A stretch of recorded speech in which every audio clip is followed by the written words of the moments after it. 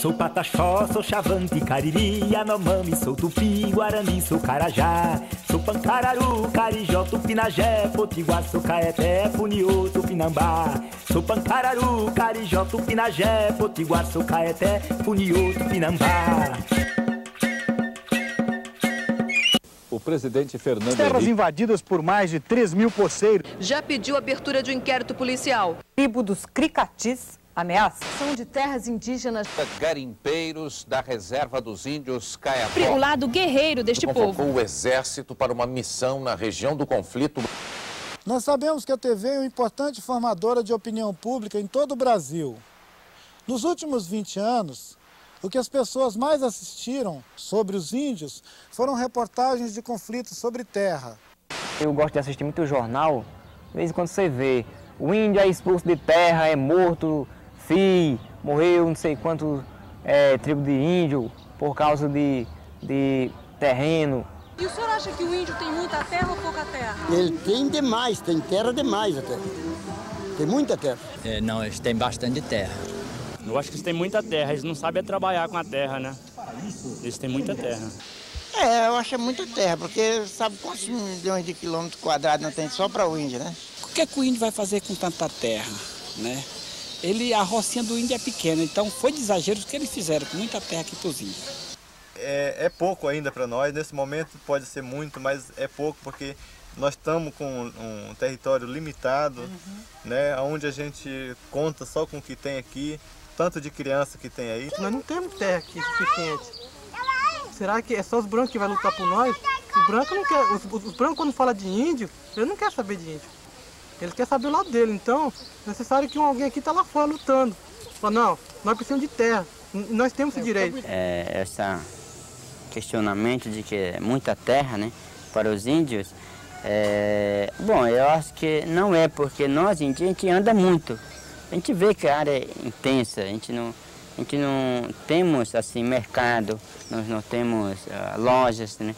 A gente depende de ir no mato mesmo para encontrar uma caça, para pescar, ou acho que até para se sentir melhor também. Se nós parar essa parte política mesmo da terra, de segurar os nossos direitos, isso aqui, acho que numa semana, se a gente dizer assim, ó, pessoal, pode entrar aqui, agora é de vocês, o pessoal acaba isso aqui tudo. Você conhece alguma história da criação do mundo?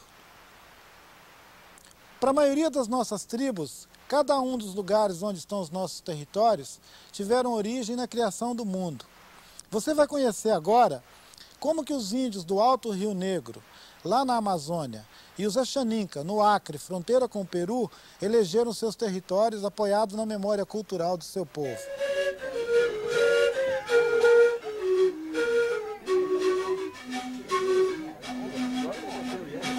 Os Baniwa, uma das 22 etnias do Alto Rio Negro, eles são uma população, na parte brasileira, de 4.000 pessoas e mais 12.000 na Colômbia. Se falar da nossa história mesmo, nós estamos aqui desde que o mundo foi criado, né? Agora, falando cientificamente pelos estudos que foi feito aí, dizem que a gente existe aqui mais de 2.000 anos, né? Só que para nós, por exemplo, tem história, que nós nascemos aqui, tem o local onde nascemos, tem parte sagrada que dizem que lá tem um formato mesmo de vagina, porque qualquer ser humano hoje nasce de uma vagina de qualquer mulher, e lá nós temos esse sinal, né, que é sagrado, muito respeitado por nós. Então, para nós, isso comprova que nós fomos, quando foi criado o mundo, já nascemos naquele lugar. Para os brancos, para o governo, isso não era suficiente. Tinha que ter alguém branco também provando que é nossa terra. Aí teve que vir os antropólogos para estudar, para escrever, historiador, ver, retratar e fazer uma tese em cima disso, um estudo, e provar para o governo que realmente eles estavam falando em cima de que é nosso mesmo. Para os velhos, eles estavam na terra deles, né? Então se sentia tranquilo ali na terra. Eles nunca pensou que precisava ter demarcação. Quando veio a palavra demarcação, ele tinha que ter argumento por que demarcar essa terra. Por que vai demarcar a terra se já é minha, né? Por que isso? E então, a partir desse ponto que a liderança, os velhos começaram a entender que precisava ter papel, para os brancos só funciona o papel, assim, registro, demarcação, e pronto. Aí, hoje, a gente já se sente mais vontade. Aqui em São Gabriel, na cidade, quando eu comecei a entender as coisas, as pessoas falavam bem baixinho a sua língua, né? Hoje não, a gente se sente, com essa demarcação, a gente se sente mais à vontade, porque a gente conseguiu entender, falar para os velhos, falar para a sociedade indígena aqui no Rio Negro, de que essa terra é nossa.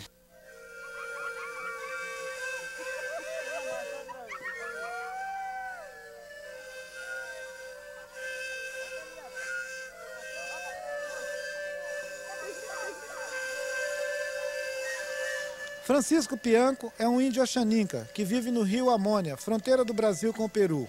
É presidente da APIUTIA, Associação Axaninca.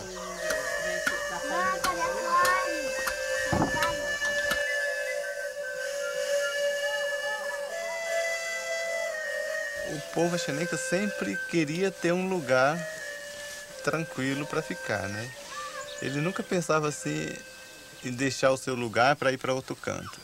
Na época que as pessoas se mudavam muito de um rio para o outro, era mais para buscar um lugar certo para que ninguém viesse incomodar. Porque senão a gente não ia estar sempre no quintal dos outros. Todo canto que a gente chegava era mandado para outro canto. Na época que não tinha seringa, que não tinha o seringueiro para cortar a seringa, né? Que não era ocupado esses seringais, a gente estava ali e nem conhecia essa espécie. Então foi nesse momento que a gente começou a tentar descobrir aonde não tinha a seringa, sim, que era para a gente se instalar. Sair de sabe? perto. Para sair de perto desse pessoal. E o que acontecia? Quando a gente procurava um canto, às vezes ficava 1 ano ali, 2 anos, aí chegava mais uma pessoa para abrir uma colocação de seringa. Aí a gente era obrigado a se mudar para outro canto. Então isso aconteceu num período muito longo, né? Aí a gente não tinha mais para onde correr.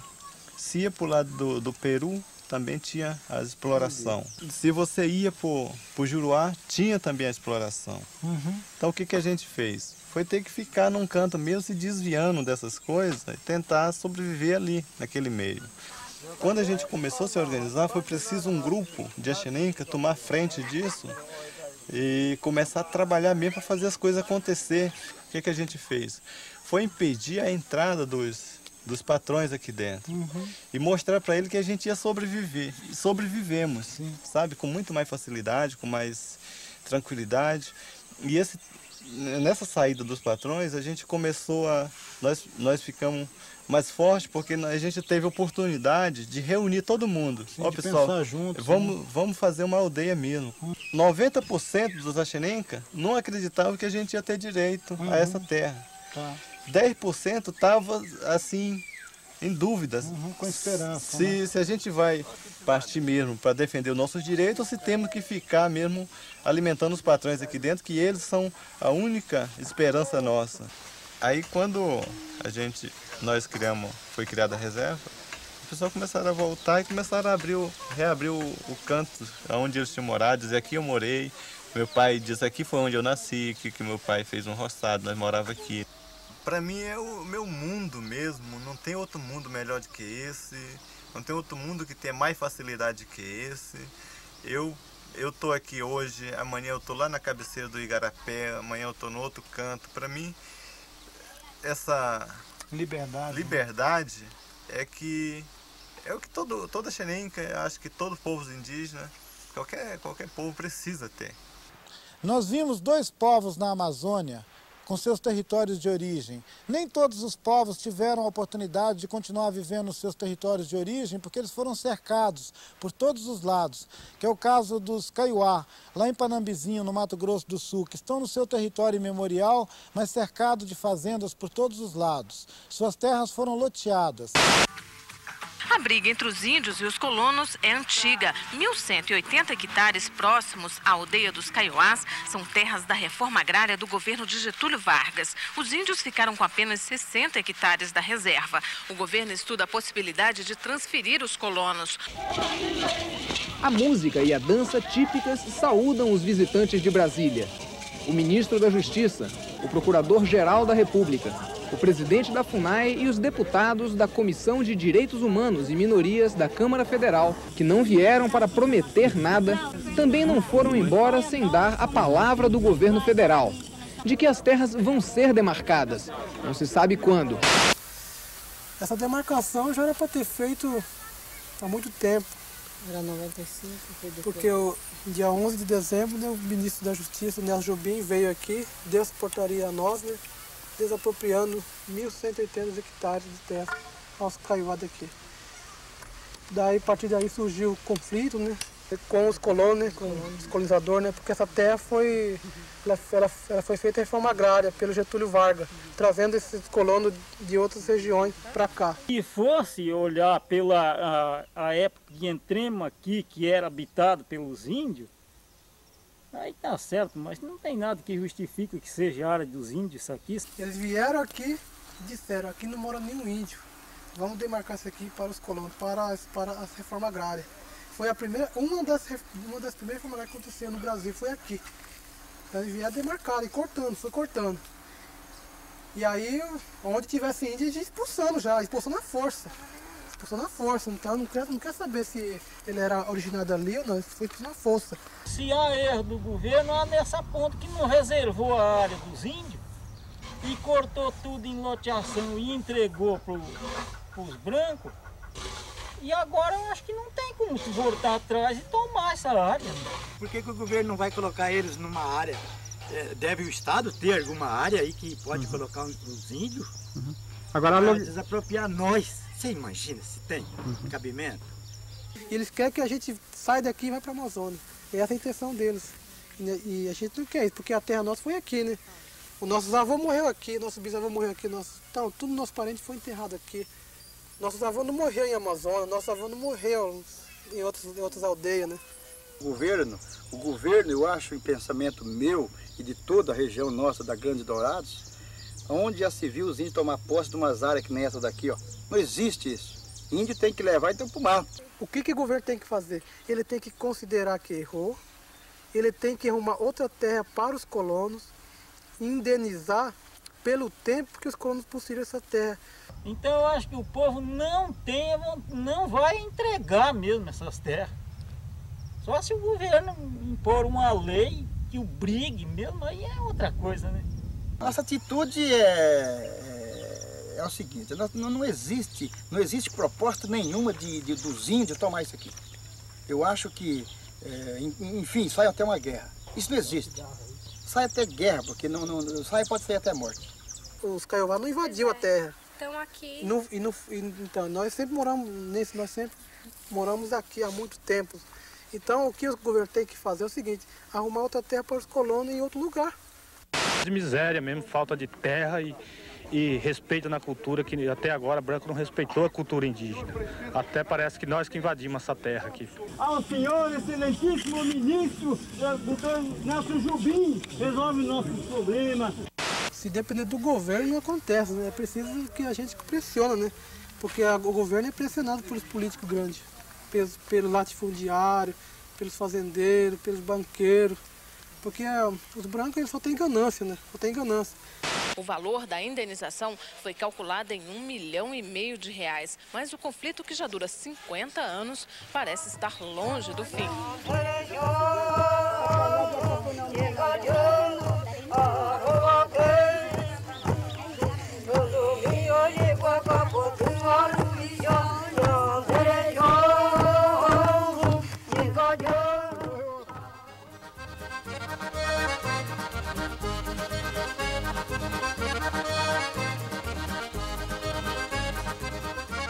Um dos maiores problemas nossos é a questão de território.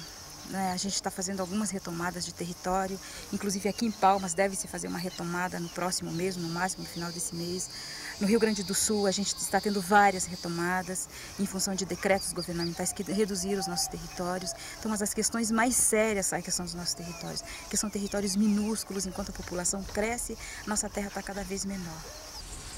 E essa terra aqui onde é que nós estamos hoje, que praticamente os colonos derrubaram a mata, essa aqui foi feita uma reforma agrária pelo governo do estado no ano 62 já.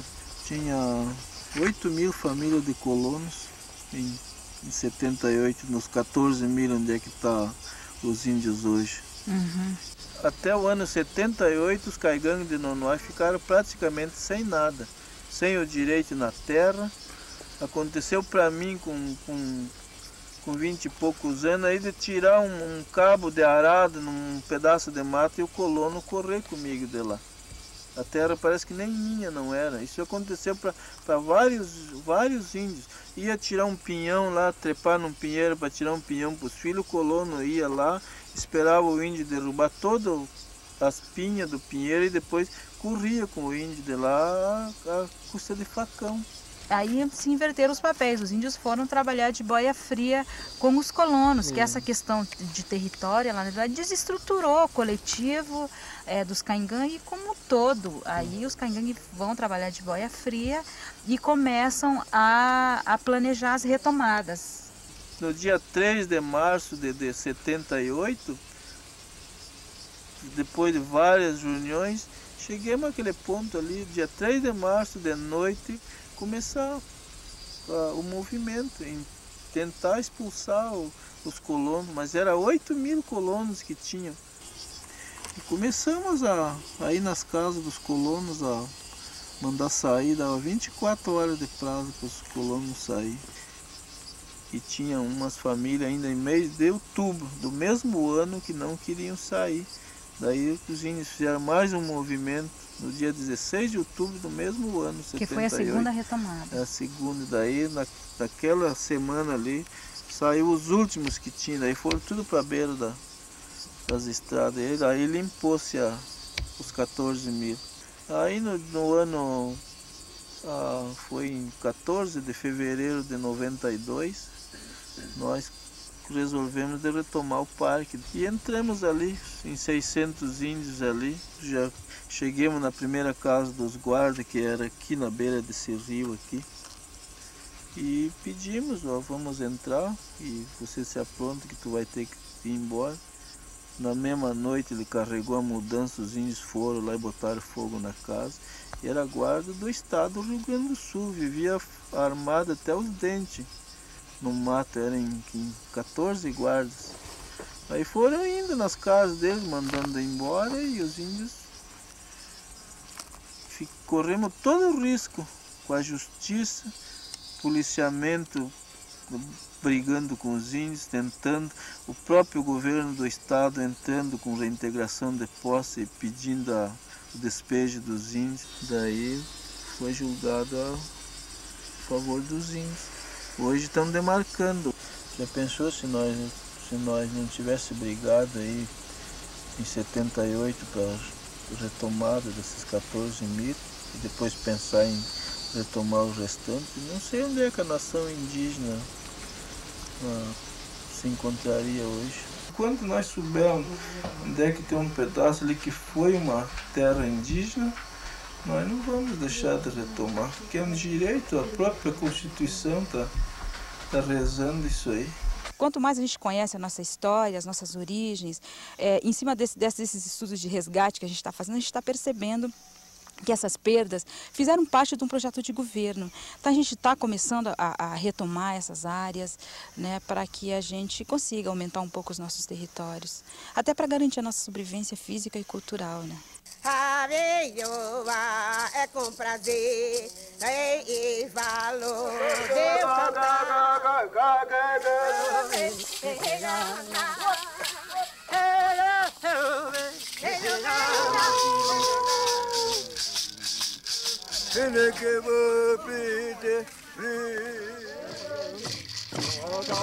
Deus